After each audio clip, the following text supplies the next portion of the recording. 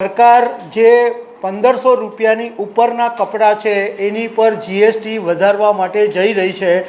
આ જનતા પર એક મોટો ભાર પડશે એવું રાહુલ ગાંધીએ કીધું છે।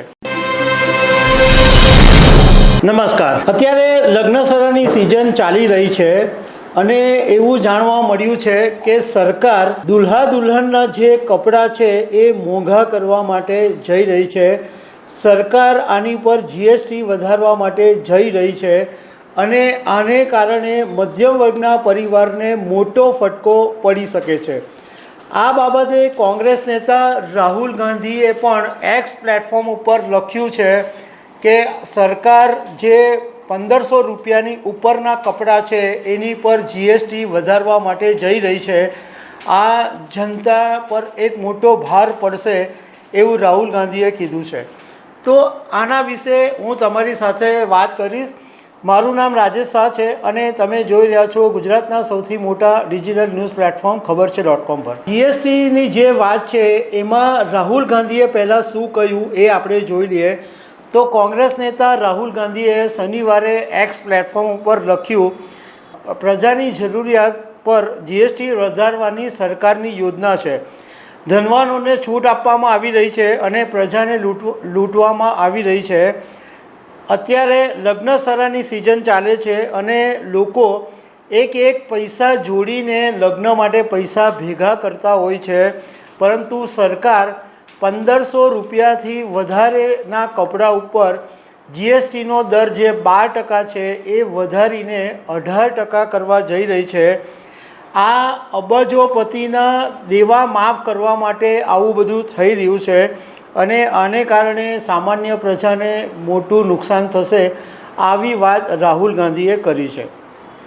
હવે જ્યારે રાહુલ ગાંધીએ આ વાત કરી તો અમે અહીંયા આગળ સુરતના જે ગાર્મેન્ટ ઉદ્યોગ સાથે, જે રેડીમેડ ગાર્મેન્ટ ઉદ્યોગ સાથે સંકળાયેલા છે એવા ઘણા બધા લોકોની સાથે વાત કરી। The southern Gujarat chamber of કોમર્સના પ્રેસિડેન્ટ વિજયભાઈ મેવાવાલા સાથે પણ વાત કરી।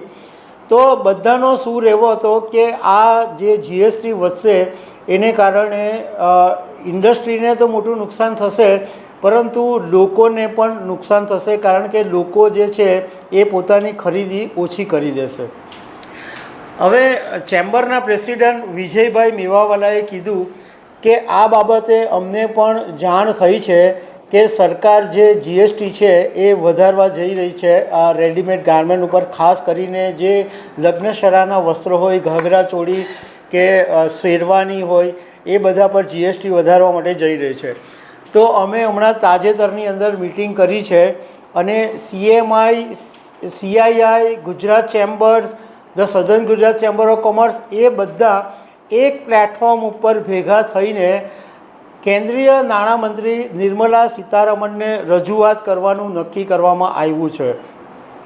એમણે વિજયભાઈ મેવાવાલાએ સમજાવ્યું કે અત્યારના જે રેડીમેડ ગાર્મેન્ટ ઉપર જીએસટી છે એમાં એવી રીતના છે કે 1000 રૂપિયા સુધીના જે કપડાં છે એની પર 12% જીએસટી લાગે છે।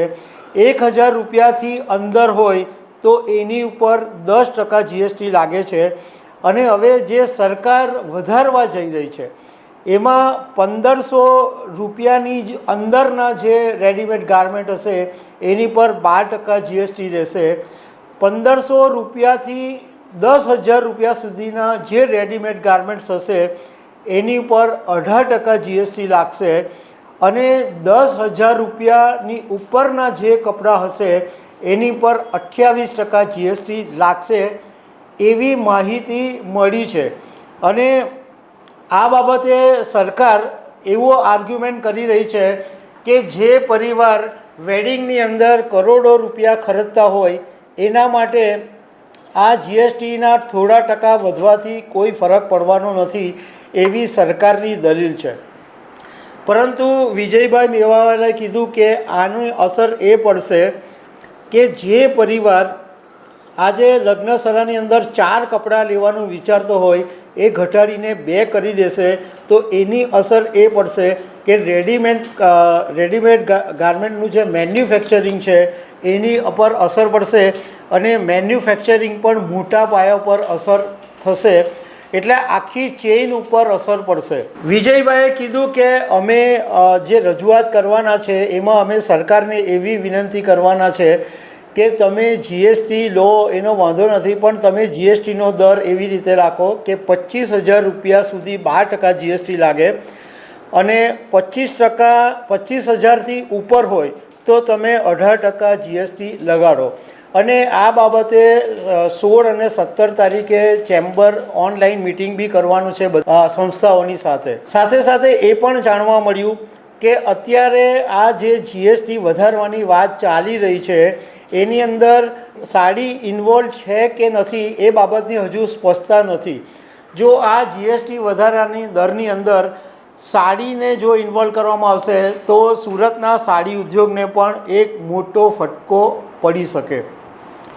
હવે એક વસ્તુ વિચારવા જેવી છે કે આજે સરકારની ભલે દલીલ હોય કે ભાઈ વેડિંગની અંદર લોકો કરોડો રૂપિયા ખર્ચતા હોય, પરંતુ એ તો જે મોટા મોટા ધનવાન પરિવાર હોય એ ખર્ચતા હોય.